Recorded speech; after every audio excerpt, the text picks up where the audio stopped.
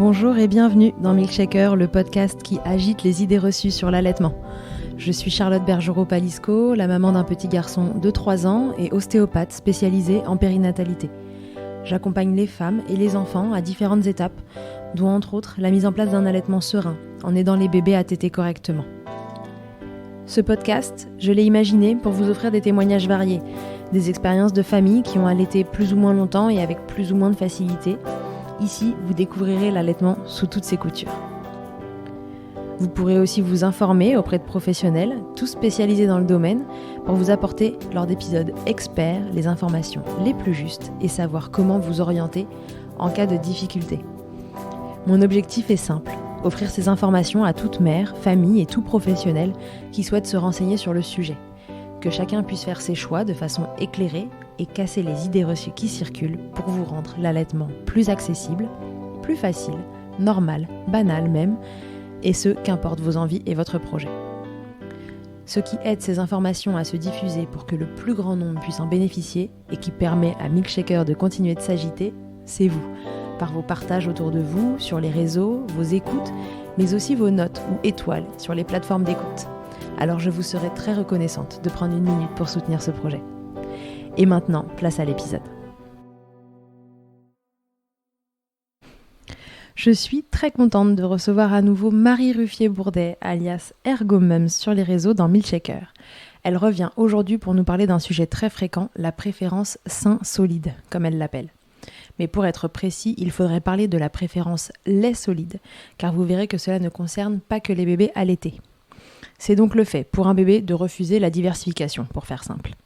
Elle va nous expliquer comment on la repère, à partir de quel âge on observe ces signes, ce qu'on peut faire en prévention et si on sent que cela s'installe. Car un enfant qui ne veut pas manger, on sait tous comment cela peut devenir anxiogène et source de conseils non sollicités. Vous aurez dans cet épisode toutes les infos pour comprendre ce qu'il se passe et des pistes pour sortir des difficultés. Car oui, ce sont bien des difficultés et rassurez-vous, ce n'est pas une fatalité. Donc c'est parti pour tout comprendre à la préférence sein solide. Salut Marie, bienvenue dans Milkshaker, je suis ravie de te retrouver aujourd'hui pour un nouvel épisode. Toujours ravie de participer avec toi à des épisodes, Charlotte. Alors, donc Marie, est-ce que tu peux déjà nous rappeler qui tu es, ce que tu fais dans la vie et le sujet sur lequel je te demande d'intervenir aujourd'hui, c'est la préférence sein solide, tu vas nous en dire plus juste après, mais présente-toi. Donc moi, je suis Marie Ruffier-Bourdet, je suis ergothérapeute. J'ai un cabinet sur Dijon où j'accueille des jeunes enfants qui ont des troubles de l'alimentation en pédiatrie. Et puis à côté de ça, je suis nouvellement autrice, puisque j'ai écrit justement un livre chez Hachette Marabout sur mes premiers repas avec plaisir et sans stress, parce que l'idée aussi, au travers mon autre société qui s'appelle Ergomums, eh bien, c'est d'accompagner les parents dans la diversification alimentaire de leur enfant et dans toutes les questions sur l'alimentation, notamment entre 0 et 2 ans.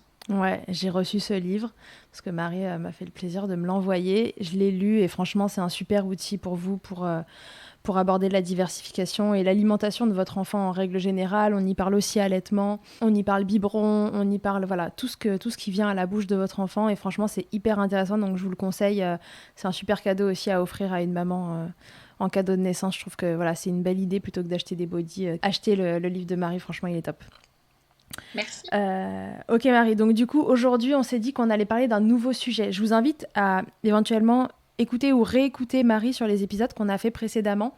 On a fait un épisode sur sensibilité et sensorialité et allaitement, il me semble que c'est le numéro 25 de Milkshaker qui est d'une richesse incroyable. Alors peut-être que le titre vous interpelle pas plus que ça en tant que parent, mais c'est vrai qu'on l'avait un peu axé professionnel, mais vraiment il est hyper intéressant. Vous pouvez reconnaître des signes chez vos enfants qui peuvent vous laisser entendre qu'il y a quelque chose à travailler et je le trouve super intéressant. Moi, en tout cas, j'ai beaucoup appris à échanger avec Marie autour de cet épisode. Et puis, on en avait déjà fait un sur la diversification, dont je vais vous redonner le numéro tout de suite. C'est l'épisode 42 sur la diversification avec Marie. Et aujourd'hui, ça va être un peu une sorte de complément à cet épisode-là. On va parler de ce que Marie appelle la préférence sein solide. Elle va vous le dire très vite, ça concerne aussi les bébés qui sont biberonnés. Et donc, comment un bébé qui a des difficultés à s'intéresser au solide, comment on le repère et comment on va pouvoir un peu l'aider. au quotidien. Donc voilà, ça va venir compléter l'épisode sur la diversification. Si vous ne l'avez pas déjà fait, je vous invite à écouter ces 2 premiers épisodes. Ils sont vraiment super instructifs et vous allez y trouver beaucoup d'informations. Donc Marie, pour commencer, première question que j'ai envie de te poser, c'est déjà, qu'est-ce que c'est que la préférence sein solide ? Eh ben, la préférence sein solide, ça va être un bébé qui ne va pas vouloir passer à l'alimentation solide. Par alimentation solide, on appelle, ça peut être la purée, mais ça peut être aussi les morceaux. C'est-à-dire que c'est pas forcément que les morceaux. Et donc le bébé va se réfugier dans l'alimentation lactée. Il va d'ailleurs rester dans cette alimentation, soit en allaitement ou que ce soit au biberon. Comment on peut repérer que son bébé fait une préférence sein solide ? Alors, on va parler de lune de miel, mais pas de lune de miel de mariage, de lune de miel pour la diversification. C'est-à-dire qu'on estime qu'il y a des phases propices à des étapes dans le développement de l'enfant. Et notamment, la phase propice pour l'alimentation, c'est 6-12 mois. Ça veut dire que pendant cette phase-là, le bébé va mettre à la bouche tout ce qui se mange et tout ce qui ne se mange pas. Donc, si on observe que son bébé ne met pas à la bouche ou met à la bouche des choses qui ne se mangent pas, et identifie les choses qui se mangent et ne veut pas les mettre à la bouche, ça doit nous interpeller puisqu'il nous montre justement une faiblesse dans la transition entre l'alimentation lactée et l'alimentation solide qui doit se faire entre 4 mois révolus et 6 mois.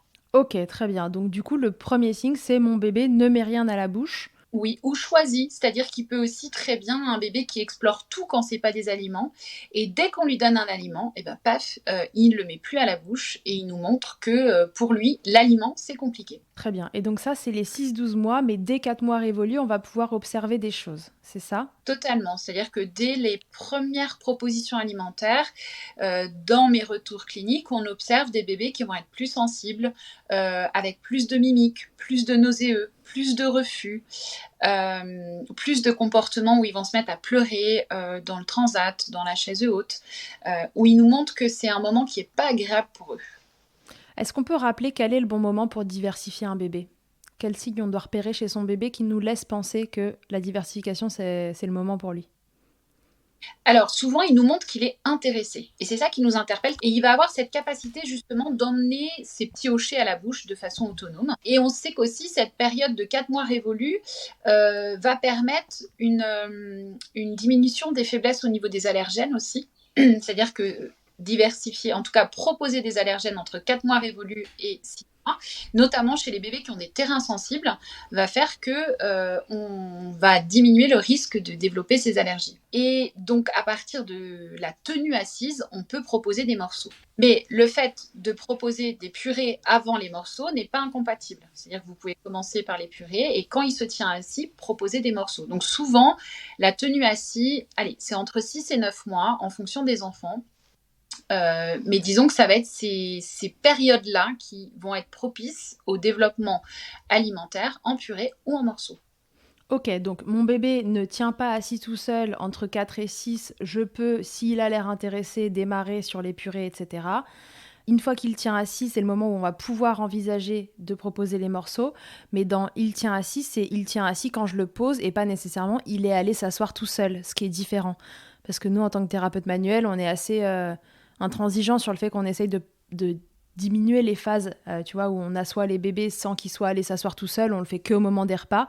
Mais on ne s'attarde pas sur cette notion-là. S'il tient assis dans sa chaise haute pour le temps du repas, c'est OK. Et ça sera pas, tu seras d'accord avec moi, ce n'est pas néfaste dans le développement de l'enfant de le mettre assis pour manger sur le temps. Une fois qu'il a fini de manger, on le remet dos au sol par terre et il continue son exploration. Mais c'est pas 15 à 30 minutes qui va changer en fait le développement sensorimoteur. Tout à fait. Nous, ce qu'on veut en tant que thérapeute manuel, c'est que les bébés en fait acquièrent ce passage de la position ventrale, 4 pattes ou tout ce que vous voulez, jusqu'à la position assis, parce que c'est cette proprioception aussi en partie qu'ils prennent en poussant sur leurs mains, en passant les fesses d'un côté, de l'autre, qui fait qu'ils vont avoir cette position trépied qui va être stable une fois qu'ils seront assis. Sinon, en fait, si vous les asseyez avant qu'ils soient allés s'asseoir tout seuls, hors cadre d'une chaise haute qui est sécurisée, etc., déjà vous risquez qu'ils tombent et qu'ils se mettent la tête par terre et personne n'a envie d'aller aux urgences pour ça, parce que ça arrive plusieurs fois par jour. Et en plus, voilà, au niveau proprioception, c'est pas OK. Au niveau moteur non plus, ça lui fait... Les bébés ont un programme moteur qui est intégré. Il faut les laisser le développer. Et donc, si on les assoit, après, ils se mettent à se déplacer sur les fesses et tout. On les retrouve avec des hanches coincées. Enfin, voilà, c'est pas super. Et après, nous, tu vois, en tant qu'ergothérapeute, tu as aussi des choses qui vont se mettre en place au niveau de l'occupation, comme l'écriture, la manipulation des outils. Parce qu'un bassin stable, des épaules stables, et ben, ça permet aussi d'utiliser ses membres supérieurs pour faire plein d'autres choses et les faire de façon habile. Ok, très bien. Combien de bébés est-ce que ça représente, cette préférence sein solide? Donc le fait on dira dire sein solide, mais on va dire la préférence lait solide, d'accord, pour faire simple. Écoute, c'est quand même une prévalence qui est pas négligeable, puisqu'on a jusqu'à parfois 50% des consultations en pédiatrie qui existent à cause d'une difficulté alimentaire. C'est-à-dire qu'à peu près 50% des parents vont aller consulter pour une plainte alimentaire. Alors, elles peuvent être de toutes sortes, mais on a quand même pas mal de parents qui vont se poser la question sur le passage à l'alimentation solide. Donc, c'est pas un pourcentage négligeable dans les difficultés que rencontrent les parents sur l'occupation du repas. Ok. Difficulté alimentaire ne veut pas dire trouble alimentaire, trouble de l'oralité, etc. C'est voilà, une difficulté peut se transformer en trouble si ça s'améliore pas, c'est ça? Ouais, tout à fait. Et je pense qu'on peut même préciser que, entre guillemets, il y a 3 à 10% qui vont pérenniser sur des troubles de l'alimentation. Et une des études que j'ai lues il n'y a pas très longtemps montrait très clairement que l'anxiété parentale, c'est-à-dire le fait que des professionnels de santé laissent les parents seuls, dans le sens ça va passer, vous inquiétez pas, il est allaité, il a tout, mais que les parents ne savent pas comment amener l'alimentation solide et peuvent parfois l'amener maladroitement aussi, ou avoir un tel stress parce que ça ne marche pas, que ça peut favoriser le développement de troubles. Donc, dans le sens où la prévention et l'accompagnement précoce quand il y a une difficulté alimentaire est indispensable à un développement alimentaire serein, ensuite, que ce soit pour les parents ou pour l'enfant. Donc, question à laquelle on a déjà à moitié répondu, mais est-ce que c'est spécifique à l'allaitement? Est-ce qu'on peut parler donc de préférence sein solide? Et est-ce que c'est plus fréquent au sein qu'au biberon? Parce que l'allaitement, dans ces cas-là, est toujours incriminé. Un bébé qui veut pas manger, mais qui est au sein, oui, mais il veut que le sein de sa mère, tu devrais arrêter de l'allaiter. C'est un nid à idées reçues et à conseils non sollicités, cette histoire. Qu'est-ce que tu peux nous dire là-dessus? Alors, ce qui va me chagriner, et tu l'as soulevé, c'est que malheureusement, quand ça arrive à une maman qui allaite, on va remettre en cause son allaitement. C'est-à-dire que, comme si c'était magique, on va lui dire d'arrêter d'allaiter pour que le bébé passe au morceau. Alors, déjà, cette recommandation est fausse, et 2, elle est dangereuse parce qu'en fait, l'enfant qui n'arrive pas à passer au morceau, il a besoin de cet allaitement pour grandir et grossir. Donc ça, je voulais le dire parce que c'est important que les mamans l'entendent aussi, que les professionnels l'entendent et qu'on n'ait plus ce discours-là qui est un discours qui est faux et dangereux. Mais on sait que malheureusement, il y a plus de mamans biberonnantes que de mamans allaitantes, notamment à 6 mois au moment de la diversification, parce qu'on n'est pas encore des super bien en France par rapport à l'allaitement. Ça progresse, mais c'est pas encore majeur. Donc, on a beaucoup de bébés biberonnés qui vont aussi avoir cette difficulté. Et plus de bébés biberonnés que de bébés allaités, parce qu'il y a plus de bébés biberonnés que de bébés allaités. Donc, dans la proportion, c'est quelque chose qui va... Et il faut que les mamans entendent et que les professionnels de santé entendent que la difficulté de passage au morceau, elle n'est pas liée à la façon dont on nourrit l'enfant en alimentation lactée. D'accord? Donc, que ce soit biberon ou sein, enfant présenter la même difficulté dans la transition vers l'alimentation solide. Ok, ouais, super. Je pense que c'était important de le rappeler parce que c'est quand même souvent incriminé dans les histoires d'allaitement. Et donc, c'est pas votre allaitement le problème, c'est votre bébé qui présente une difficulté et il va falloir trouver laquelle. Totalement. Donc, quand est-ce que je m'inquiète, entre guillemets? Est-ce que je m'inquiète aux 6 mois, âge de la diversification? Est-ce que je m'inquiète tout de suite si à 4 mois et demi, mon bébé ne veut pas manger? Qu'est-ce qui doit m'alerter déjà? Alors, redis-nous les signes que le bébé présente quand on lui amène cette alimentation à la bouche et qui peuvent laisser penser qu'il montre une difficulté. Et quand est-ce que je m'inquiète? Alors déjà, c'est un bébé où, par exemple, tu vas lui poser une cuillère pré-remplie de purée et il va absolument pas la prendre et absolument pas la mettre automatiquement à la bouche, d'accord? Tu vas lui mettre des aliments devant lui, il va pas y toucher. Et je dirais même que le bébé qui a pas de problème dans cette transition alimentation lactée solide, tu sais, tu vas l'avoir sur tes genoux, tu as ton assiette devant toi, et en fait, tu es obligé de pousser ton assiette parce que sinon, il est en train de tout trifouiller et tout mettre à sa bouche. Comme il mettrait du sable à sa bouche, comme il mettrait de la terre, comme il met des cailloux à sa bouche. En fait, il est dans une exploration orale qui va diminuer à 2 ans, mais qui effectivement explose entre 6 et 12 mois. Donc cet enfant, ou si tu l'as devant toi et il veut pas te choper ton gâteau, il essaye pas de choper ta cuillère, eh ben, ça interpelle et ça nécessite un accompagnement. Donc, quand s'inquiéter, ben moi je dirais tout de suite. C'est-à-dire que il vaut mieux s'inquiéter tout de suite. Donc effectivement, alors attention, hein, on laisse quand même 2-3 semaines au bébé, notamment si on commence à 4 mois révolus à proposer une petite cuillère avec un peu de purée dessus. On va lui laisser 2-3 semaines d'habituation. Et surtout, on va être vigilant à proposer aussi des quantités qui vont pas être trop importantes. Un bébé sensible, si tu mets une cuillère complète dans sa bouche, il peut très bien surréagir. Du coup, il va trouver ça pas très bon, émotion négative, on veut plus. D'accord. Donc, de dire que, et ça, je pense qu'on en avait déjà parlé à la diversification dans l'épisode, c'était que c'est une découverte. Donc, même si tu mets la quantité d'un grain de riz de purée sur ta cuillère, c'est OK pour le bébé et c'est OK dans la découverte. D'accord. Ok. Donc, on lui laisse bien sûr un peu de temps quand même à 4 mois révolus, mais je dirais que à 6 mois, si on sent que ça reste compliqué, qu'il n'a pas envie d'y aller, qu'il n'a pas envie de toucher, qu'il n'a pas envie de mettre à sa bouche, ben, ça peut être intéressant de se faire accompagner parce que moi, tu vois, je les reçois au cabinet.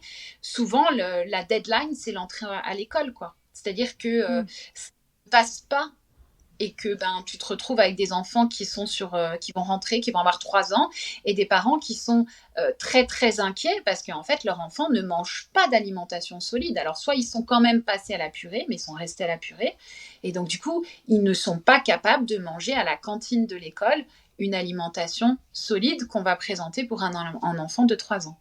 Donc du coup, ce qu'on doit regarder, c'est le manque d'intérêt du quotidien. En effet, j'ai mon assiette devant moi, il est à table à côté de nous et ça n'a pas du tout l'air de le brancher. Il préfère être sur son hochet ou je sais pas quoi que de regarder ce qui se passe à table. Et si jamais on lui propose quelque chose, c'est les réactions de défense, c'est ça ? Ouais, c'est ça. C'est-à-dire que c'est un bébé qui va détourner la tête, fermer la bouche, pousser la cuillère, se mettre en extension, tu vois, dans des positions un peu où il va nous montrer que non, il a vraiment pas envie d'y aller et qu'il essaye de se détourner de ce qui est en train de se passer. Donc, ça semble être un mauvais moment pour lui et ça l'est quand même. Ouais. Éventuellement, si on lui met vraiment dans la bouche, il a un nauséeux, tout ça, quoi. Exactement. Ouais. Donc toi, en pratique, tu les vois finalement assez tard arriver, tu les vois quand les parents s'inquiètent pour la cantine. Ouais. Ben oui, parce qu'il y a encore cette phrase « ça va passer ».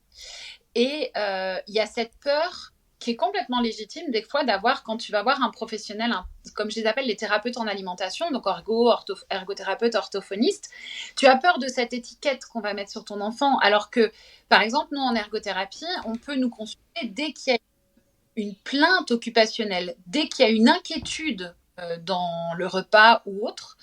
Donc ça veut dire quand tu as une inquiétude ou quand tu as un stress, parce que les mamans sont quand même, ou les papas, hein, mais ils sont quand même très justes dans leur observation. C'est-à-dire qu'ils disent, c'est compliqué, il veut pas, je vois que ça ne marche pas. Donc eux, ils le disent, sauf qu'on les écoute pas vraiment. Et que du coup, on les laisse avec leur stress, leur angoisse, en disant ça va passer, vous êtes trop stressé, laissez-le, etc., etc. Sauf que, tu sais, l'enfant qui a une difficulté, il va pas aller dans sa zone d'inconfort, mais comme nous. C'est-à-dire que tu vas pas aller tout seul dans ta zone d'inconfort. Tu as besoin des fois qu'on t'accompagne, qu'on te tienne la main pour aller faire quelque chose qui est un petit peu désagréable pour toi. Eh ben, cet enfant, il ne va pas aller tout seul dans sa zone d'inconfort. Donc, il faut certainement trouver des outils, des stratégies pour l'accompagner à aller de façon plaisir dans cette zone d'inconfort, donc dans la zone « je découvre l'alimentation solide », et aider les parents aussi à leur donner des outils et des techniques afin d'intéresser l'enfant à cette alimentation et à lui présenter de façon à ce que ce soit positif et plaisir lors de sa découverte. Si j'ai un bébé mais quelconque, mais que je me dis qu'est-ce que je peux faire pour prévenir de ce souci? Est-ce qu'il y a des choses qu'on peut faire en amont même, tu vois, des 4 mois ou entre 4 et 6, si on voit un petit signe qui nous chagrine, qu'est-ce qu'on peut faire pour prévenir cette préférence? Eh bien déjà, proposer des hochets qui vont aller dans la bouche de bébé. Tu sais, bien souvent, les hochets, ils sont un peu gros et ils restent devant. Et il faut savoir qu'il y a 2 réflexes qui vont être très importants pour pouvoir passer à une alimentation solide. C'est le réflexe d'orientation de langue que tu déclenches quand tu te brosses les dents. Mmh. Tu vas mettre un hochet sur tes gencives latérales, ta langue va s'orienter du côté de la stimulation. Et ça va nous servir pour l'alimentation solide, donc pour les morceaux, pour la mastication, puisque ta langue va apprendre à faire des mouvements latéraux. Donc avoir des hochets longs et fins qui vont aller dans la bouche de bébé, qui va pouvoir orienter sa langue, c'est vachement important. Et la deuxième chose, c'est qu'on a le réflexe d'écrasement qui nous sert lors de la succion avec les pressions un peu alternatives, mais qui va beaucoup, beaucoup nous servir pour l'écrasement, voire la future mastication.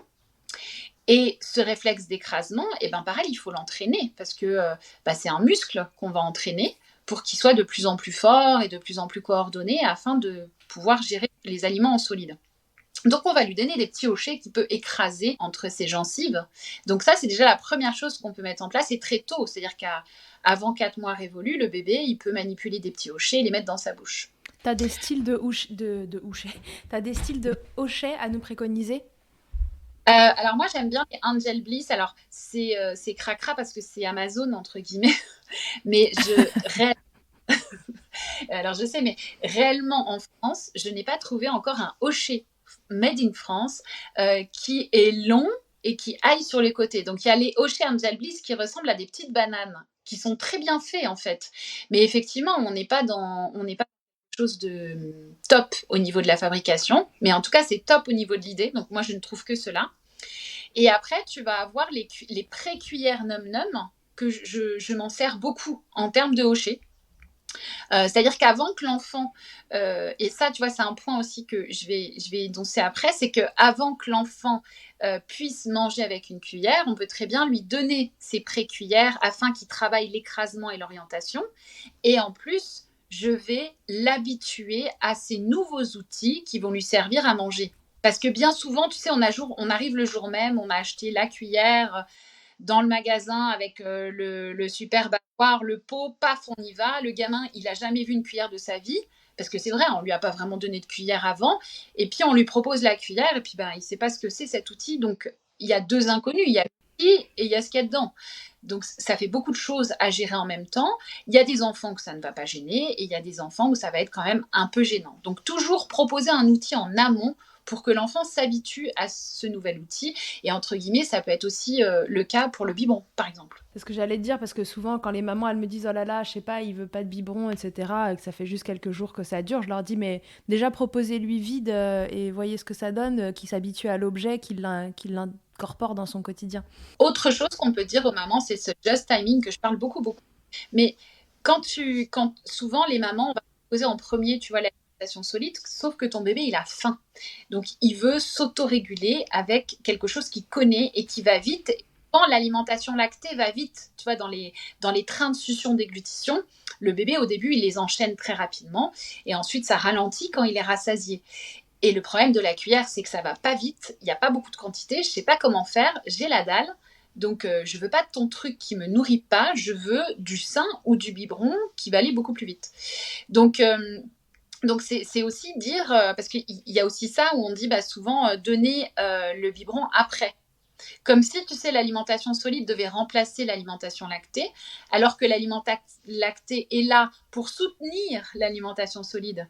Donc, en gros, je vais donner mon alimentation lactée et mon bébé, après, il sera dans sa zone verte pour découvrir les aliments solides.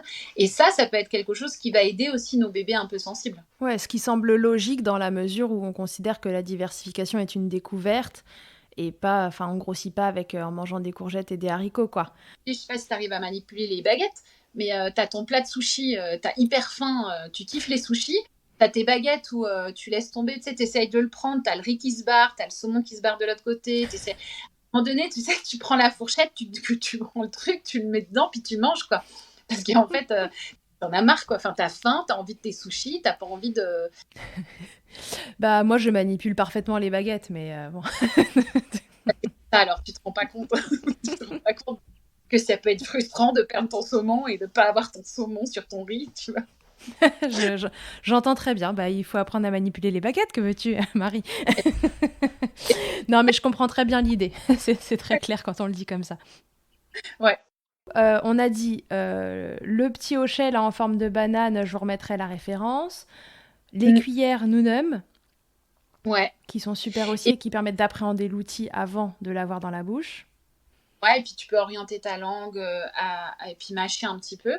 Et puis tu sais, ces bébés qui mettent bien à la bouche leur hochet et qui veulent pas mettre des choses qui sont alimentaires. J'aime beaucoup les hochets Holly and Carol. Qui ressemblent comme 2 gouttes d'eau à des aliments. Au point que ma grand-mère a voulu donner la banane à Victoria, en tout cas essayer de l'éplucher pendant quelques minutes sans se rendre compte que c'était pas une vraie banane. Donc je trouve qu'ils sont très très visuellement réaliste. ressemblants. Ouais. Et ces enfants, tu vois, qui vont pas mettre en bouche de l'aliment, ça va quand même les rassurer parce qu'au niveau tactile, on n'est pas sur des vrais aliments. Mais deux, ils vont quand même faire tomber cette barrière visuelle par rapport à l'aliment.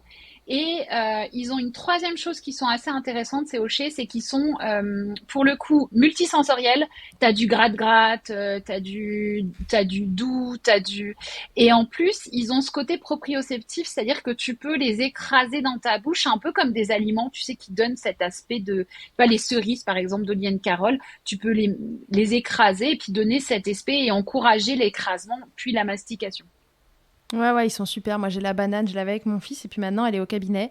Et c'est vrai que dans les moments où les bébés font les dents et tout, ils se le fourrent là. Et en plus, ils sont bien conçus parce que ils sont faits pour que ça aille profond, mais qu'ils puissent pas non plus les mettre dans le fond de la gorge comme une cuillère. Enfin, Ouais. donc c'est vraiment bien foutu. Ouais. Et là, tu vois, ça, c'est bien. d'appuyer quelque chose, je pense, c'est la peur maternelle ou paternelle, en tout cas la peur des parents, de que l'enfant le mette trop loin. Et du Ouais. coup, tu vois, on a tendance à pas donner ou en tout cas, quand ça rentre trop dans la bouche de bébé, d'avoir peur et de lui enlever.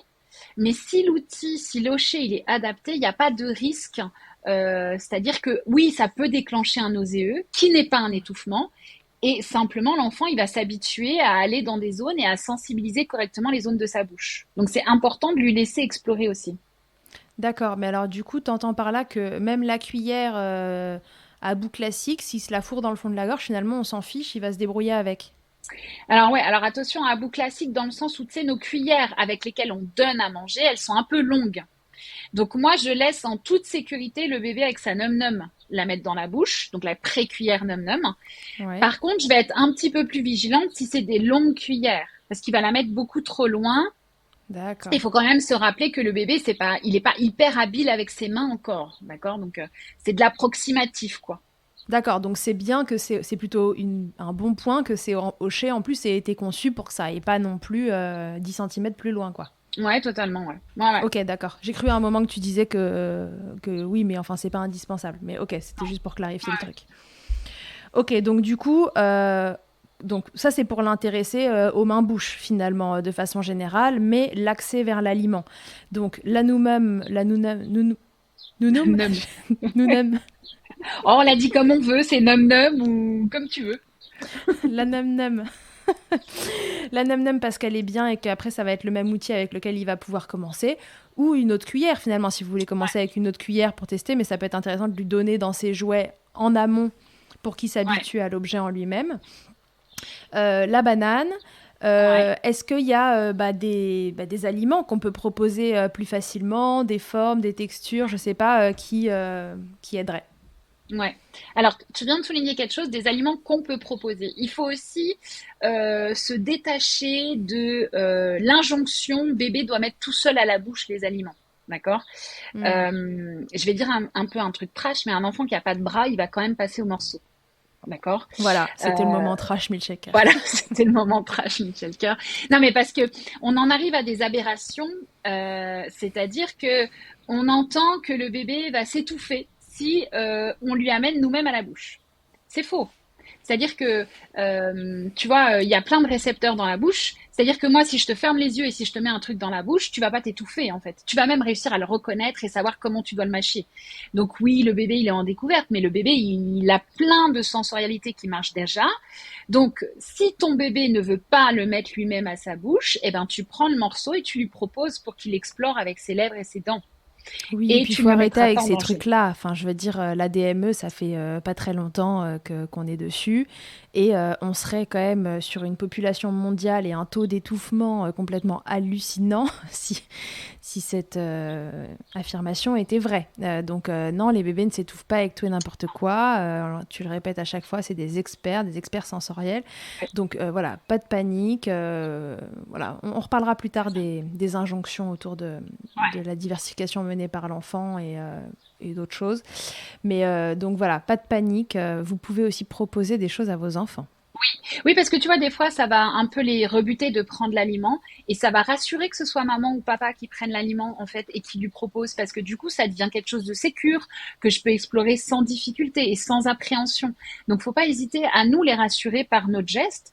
Et puis, bah, tu parlais de texture. Il y a forcément des textures qui peuvent être plus simples pour l'enfant, notamment ce qui va pas mouiller les mains. Tu vois, des enfants qui sont un peu sensibles. Mm. Et ben, peut-être que commencer par justement des pains de fleurs sans rien dessus et ben ça sera plus rassurant pour lui que commencer par l'avocat qui glisse, qui en met plein les mains et c'est dégueu quoi, tu vois. Cet Ouais, enfant ouais. un peu hypersensible, ça va être compliqué. Donc voilà, il faut des fois, tu vois, souvent je dis qu'il n'y a pas une diversification qui est la meilleure. Il y a des diversifications et autant que d'enfants. Donc l'idée, c'est de s'adapter à son enfant et de lui donner, de lui proposer ce dont il a besoin pour passer ses transitions. Bien sûr. Ouais, ouais, mais ça paraît évident de toute façon quand tu le dis à chaque fois. Est-ce que du coup, puisque tu as parlé d'hypersensible, etc., est-ce qu'on peut en profiter sur ce sujet-là en particulier pour se refaire la petite différence, tu sais, hypersensible et hyposensible, parce qu'on sait que c'est Ouais. pas facile à discerner?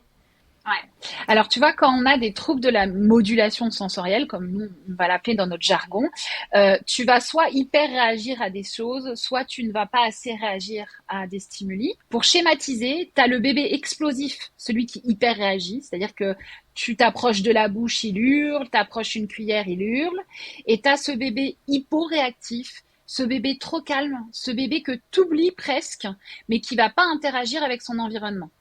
Donc souvent, ce bébé hyper réactif, lui, il met rien en bouche, il explore pas. C'est ce bébé que tu poses par terre et que tu es sûr qu'il va rien mettre à la bouche et qu'il va pas se mettre en danger. Et ce bébé hyporéactif, lui, au contraire, tu vois, dans le profil un petit peu clinique, tu peux avoir un bébé qui va mettre tout à la bouche ce qui se mange, mais qui va pas vouloir mettre ce qui se mange pas, parce que ce qui se mange, c'est beaucoup plus compliqué. C'est-à-dire que tu as des textures différentes, ça peut être Alors mouillé, l'inverse du coup, parce que ah tu ouais, nous as dit... l'inverse. Oui, oui, Oui, mais excuse-moi. En alors fait, ce vas-y, bébé, refais-le. je reprends, ce bébé hyporéactif, lui, il va mettre tout ce qui se mange pas à la bouche. Et quand ça se mange, il va moins le mettre ou pas du tout le mettre à la bouche parce que l'aliment a un côté variable qu'il n'est pas capable d'appréhender. Donc, du Ok, coup, il préfère pas du tout y aller. d'accord. Donc dans le cas présent, l'hyposensible met des choses à la bouche, mais pas ce qui se mange. L'hypersensible, rien ne m'approche. Ouais, exactement. Et lesquels sont les plus à même d'avoir des difficultés à le faire tout seul et vont préférer que quelqu'un le fasse pour eux, les hypersensibles du coup? Ouais, mais les hippos aussi. Parce que les hippos, tu vois, tu peux avoir la proprioception qui va aussi être engagée. Et la proprioception va aussi avoir une incidence dans ta manipulation, c'est-à-dire dans l'appréhension de ton aliment. Et puis, ben, si je régule pas bien, je vais soit trop écraser, soit pas assez serré. Et ben, je vais jamais réussir à le mettre à la bouche, ce truc, quoi, que tu me proposes. Oui, donc même en termes du coup de motricité, sensibilité au niveau de la main, et là on parle pas plus que de la bouche. Non, exactement. Ok, très bien. Bon là, de toute façon, après, voilà, si vous reconnaissez votre bébé dans une des deux catégories, voilà, terminez le podcast, mais il faut que vous alliez consulter. C'est pas le podcast qui va régler les problèmes. Vous mettez en place les deux, trois tips que Marie, elle vous donne là, et puis après, il faut que vous vous fassiez accompagner. Et puis relativement rapidement, parce que si on laisse pas la chose s'installer, ça peut très très vite se régler en fait. Exactement. C'est-à-dire que quand tu interviens en prévention, Donc, dès que tu as une difficulté à 6 mois, ben, en 2, 3 séances, c'est fini. C'est-à-dire que moi, j'avais accompagné un bébé qui avait bien commencé sa DME, mais qui a eu du mal dans la transition gros morceau, petit morceau. Et en une séance, c'était torché. Donc, c'est-à-dire qu'en une séance, il est venu. Et il n'y a rien de magique là. C'est-à-dire que c'est pas parce que tu es meilleur qu'une autre ou que tu as... Non, c'est que en fait, en une séance, tu as observé le bébé, tu as vu ce qui était compliqué pour lui, tu as donné des astuces à la maman, on a essayé des choses, ça marche. La maman, elle repart à la maison et le bébé mange. Oui, ça peut aller très vite. Et donc, une fois que c'est installé, que là, bon, bah voilà, c'est acté, il y a des difficultés au moins. Qu'est-ce que je peux faire pour me sortir de la panade avant de me retrouver à 3 ans avec un enfant qui ne peut pas aller à la cantine? Alors, une fois que c'est installé, il va falloir réapprendre le bébé à pouvoir apprivoiser cet aliment. Sachant que tu vois, à 2 ans, tu as la néophobie alimentaire. On était des hommes préhistoriques avant. Et donc, du coup, quand on était des hommes préhistoriques, à 2 ans, notre petit homme, il prenait de l'autonomie. Et il fallait que son cerveau le protège de mettre à la bouche des aliments qui étaient non comestibles et qui pouvaient le tuer. Ça vient Donc, de là? cette fameuse néophobie alimentaire, elle est aussi là pour protéger l'enfant. Parce que notre enfant de 2 ans, eh ben, c'est un petit être qui grimpe, qui bouge, qui va explorer. Donc, il est moins sous surveillance de maman, entre guillemets. Donc, ça nous arrange pas dans notre schmilblick, nous, parce que arrivé à cette période-là, le petit homme, il est fait pour avoir peur de ce qu'il ne reconnaît pas. Et si je l'ai pas mangé avant, si cet aliment est complètement inconnu, il sera d'autant plus rejeté par ce petit homme. Donc, il est important, en fait, de très rapidement réapprivoiser les aliments avec tous ses sens, avec plaisir, c'est-à-dire qu'on va réapprendre petit homme à découvrir des aliments qu'il ne connaît pas et avec une notion de plaisir, sans forçage, pour pas qu'il inscrive une mauvaise émotion sur les aliments et notamment les aliments en morceaux. Et pour ça, on va proposer des séances un peu d'habituation progressive avec des tips à faire à la maison d'une séance à l'autre. Très souvent, on entend les parents nous dire qu'on leur a dit que si, il fallait qu'ils mangent, que c'était important, si éventuellement en plus il y a un sujet poids, c'est chez cet enfant-là. Je pense aux bébés qui sont nés prématurés, où c'est comme si, tu vois, il y avait quelque chose qui planait toujours au-dessus de ces enfants, où il faut qu'ils mangent, quoi. C'est le nerf de la guerre, il faut qu'ils grossissent assez. On est d'accord qu'il ne faut pas forcer les enfants à manger. Il faut jamais forcer. Et là, tu vois, on va dire, ah ouais, mais c'est votre truc d'éducation bienveillante, machin. Pas du tout. En fait, c'est vraiment les études qui mettent en avant que les attitudes de forçage, de pression parentale vont avoir un effet délétère sur la performance du repas, donc la sérénité du repas. Et que surtout, il y a un 8e sens qui s'appelle l'interoception. Et dedans, dans l'interoception, on a les émotions, on a la faim, la satiété, la douleur, la température, le remplissage du rectum, enfin toutes ces choses-là. Ouais. Et que tout ce qui va être proposé à l'enfant avec émotion négative va être engrammé dans l'insula, donc dans notre cerveau de façon négative. Et donc, on va garder un souvenir négatif et qu'on peut même avoir des manifestations organiques de ce souvenir. C'est-à-dire que si on a tous parfois été forcés à l'école à manger des aliments qui étaient pas OK pour nous, et en fait, ça peut laisser des traumatismes. C'est-à-dire que rien qu'à l'évocation de l'aliment, la sensation ou l'odeur de cet aliment, tu vas juste avoir la nausée ou envie de vomir, qui n'est pas un nauséeux sensitif, mais qui est un nauséeux émotionnel. Parce qu'en fait, ton cerveau a mémorisé le fait que ce soit très très négatif comme émotion et qu'il faut surtout pas que ça se reproduise. Donc, il se met en comportement de défense. Voilà, donc on force pas un enfant à manger, on cherche des solutions autrement. Il y a des solutions. Ouais. Et surtout, tu vas manger, avaler, c'est une finalité en fait. Et qu'il y a plein d'autres choses à faire avant d'avaler que de sentir, mettre sur les lèvres, apprendre à cracher. Il n'y a rien de plus angoissant que de ne pas pouvoir cracher un aliment que tu n'arrives pas encore à maîtriser.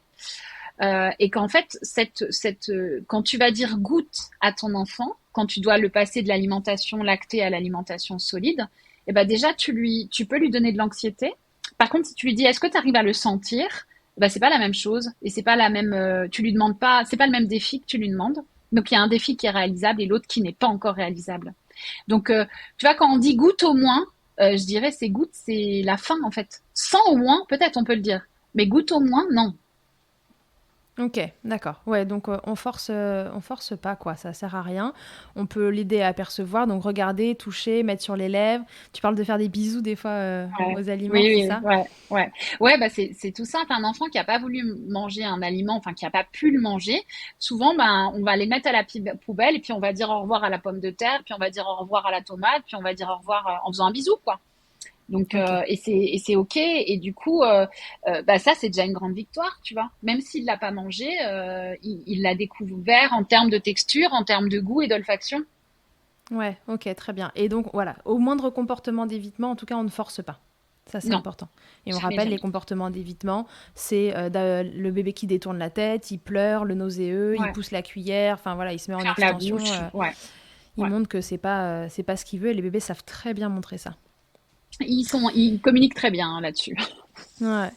Donc voilà, si on voulait résumer tout ça, on se dirait que bon bah déjà on force pas, on observe son bébé, est-ce qu'il est attiré, pas attiré par ce qui se passe, est-ce que quand on lui propose, est-ce qu'il prend tout seul, est-ce que s'il prend pas tout seul, est-ce que quand on lui propose c'est rassurant, oui, non, est-ce que juste regarder, toucher, sentir, mettre sur les lèvres, est-ce que c'est possible? Et si jamais on voit qu'il y a quelque chose qui va pas, bah voilà, on peut essayer plein de choses, mais ne rien forcer et surtout se faire accompagner, ne pas rester seul dans cette histoire-là, parce que visiblement ça peut se régler très vite. En plus, hein, Ouais, ce serait quand même ouais, dommage ouais. de pas se faire accompagner dans ces conditions. Et donc, et on dédramatise parce que finalement c'est très fréquent. 50% des consultations sur des difficultés alimentaires, ça veut dire que voilà, il y en a une partie qui se règle spontanément déjà, donc ça c'est bon Ouais. signe. Et que si c'est pas votre cas, bah ça peut se régler relativement facilement quand même avec des consultations. Qui vient travailler ça? Donc les ergothérapeutes, j'imagine, qui sont spécialisés dans le domaine, et les orthophonistes. Alors, faut être spécialisé dans cet accompagnement du bébé et du tout petit et dans ces transitions-là aussi. C'est-à-dire que, tu sais, on est très bien formé. J'ai parlé pour ma part, je parlerai pas au nom de mes collègues orthophonistes, mais on est assez bien formé sur le trouble. Alors nous, en ergothérapie, on apprend à être formé sur la performance occupationnelle, c'est-à-dire tu vois, ton occupation, là en l'occurrence le repas, est-ce que elle est satisfaisante ou pas? Donc là, on va demander aux parents, est-ce que la façon dont votre enfant mange est satisfaisante pour vous? Et s'ils te répondent, bah non, c'est de l'anxiété, c'est des cris, c'est des pleurs, ils détournent la tête, eh ben nous, on va intervenir en tant qu'ergothérapeute pour que on rétablisse un repas qui est serein. Enfin, les repas, c'est quand même 4 fois par jour, quoi. Donc c'est pas une Hmm. occupation qui est anodine dans la vie des parents et dans la vie de l'enfant. Donc si l'enfant n'est pas bien, si les parents sont pas bien, nous en tant qu'ergothérapeute, on a le devoir de les accompagner sur l'occupation quand on est formé aussi à accompagner ça. Tout le monde n'est pas formé et tout le monde ne souhaite pas non plus faire cette spécialité-là. Oui, que ce soit les ergothérapeutes comme les orthophonistes, vous avez un spectre d'action qui est tellement large que vous pouvez pas être spécialisé dans tout, en fait. Donc, Non, il faut puis on aller n'a pas voir la des gens qui se volonté. sont... Oui, Ouais, ouais, t'as ouais, pas voilà. forcément la volonté d'être spécialisé dans tout, quoi. Donc il faut aller voir des gens qui se sont formés spécifiquement au sujet et qui sont formés en bébé parce que trouble alimentaire veut souvent dire déjà plus vieux parce qu'on s'inquiète Mm, mm. relativement tard en général et Ouais. accompagner le bébé c'est pas pareil qu'accompagner le 4-5 ans quoi, c'est ça? Non, non, parce que accompagner le bébé, c'est accompagner les parents avant tout aussi. C'est-à-dire que nous, en ergothérapie, tu vois, on va parler de co-occupation en pédiatrie en général, mais notamment pour les tout petits, où du coup, nos patients, entre guillemets, c'est le parent et le bébé, et ils sont indissociables l'un de l'autre. C'est-à-dire que on va autant prendre en compte ce qu'on évalue chez le bébé que prendre en compte le recueil de la plainte des parents dans leur occupation. Ok, très bien. Bon, bah très bien, bah il vous reste plus qu'à kiffer avec votre bébé la nourriture et si ça se passe pas bien, vous savez quoi faire. Non, non, mais c'est vrai, c'est hyper important parce que les repas, bah en effet, c'est 4 fois par jour et que quand ça se passe mal, ça tourne à l'enfer. Ça tourne à l'enfer. Pour peu que le bébé il ait le sommeil perturbé aussi, alors là, si c'est la bouffe et le sommeil, Ouais, ça devient l'enfer à la maison, quoi. Ce bébé qui ouais, mange pas, c'est vite anxiogène en fait pour tout le monde. Et après, l'anxiété vient en rajouter une couche sur le problème. Donc, Voilà, Et il peut y avoir des liens, c'est-à-dire que les études que je lisais aussi, c'est que lien alimentation et sommeil, bah effectivement il y en a. C'est-à-dire qu'un bébé qui va pas trop manger la journée, il peut aussi très bien se rattraper la nuit, que ce soit au sein ou au biberon. Hein. C'est-à-dire que ouais. j'ai les deux moi. Hein. C'est pas, encore une fois, c'est pas focus allaitement et se dire que c'est la faute de l'allaitement. Non, non, non, le bébé il va juste prendre ses quantités comme il peut prendre ses quantités. Donc c'est pour ça qu'il faut pas hésiter à se faire accompagner, à se faire aider, comme tu dis, pour que les repas soient sereins et que soient plus simples au quotidien, quoi. Ok, top. Bon, bah parfait. Merci Marie pour toutes ces informations. Est-ce que tu penses qu'on s'est tout dit? Ouais, hein. Moi, je crois qu'on s'est tout dit là. Ouais, je crois qu'on s'est tout dit. Et puis, vous savez, la suite, de toute façon, c'est de se faire accompagner de façon individuelle pour pas, comme on s'automédique pas, voilà, on fait pas non plus ça. On fait pas le petit Ouais, chimiste chez soi avec ces histoires-là. On essaie de prendre ça en charge correctement et au ouais. plus tôt. Et voilà.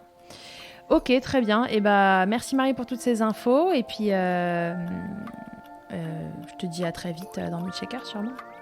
Ah bah à très vite et merci Charlotte.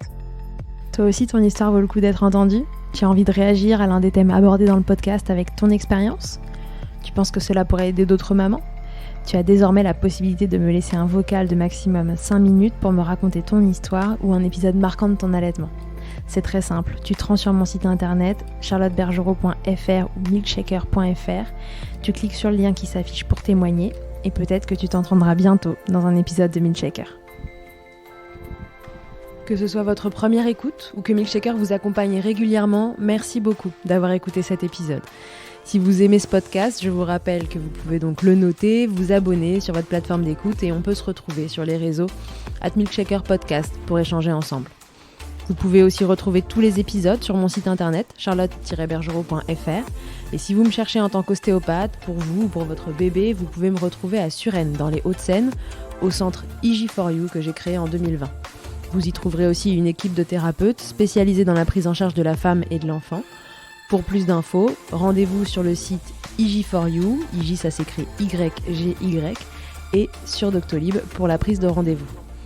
On se quitte en musique avec Emma et son titre Blinded, écrit et composé en collaboration avec Nemen. Je vous dis à très vite pour un nouvel épisode, et d'ici là, n'oubliez pas, prenez soin de vous, milkshakez autant que vous le voudrez, et bousculons ensemble les idées reçues sur l'allaitement maternel.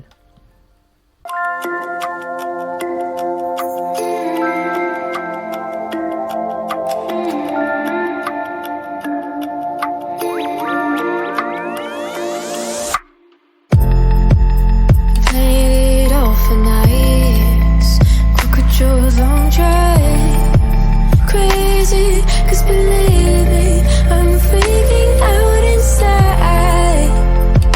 Oh, I've been feeling so twisted, meant to hide. I wanna make it all, 'cause you make it alright.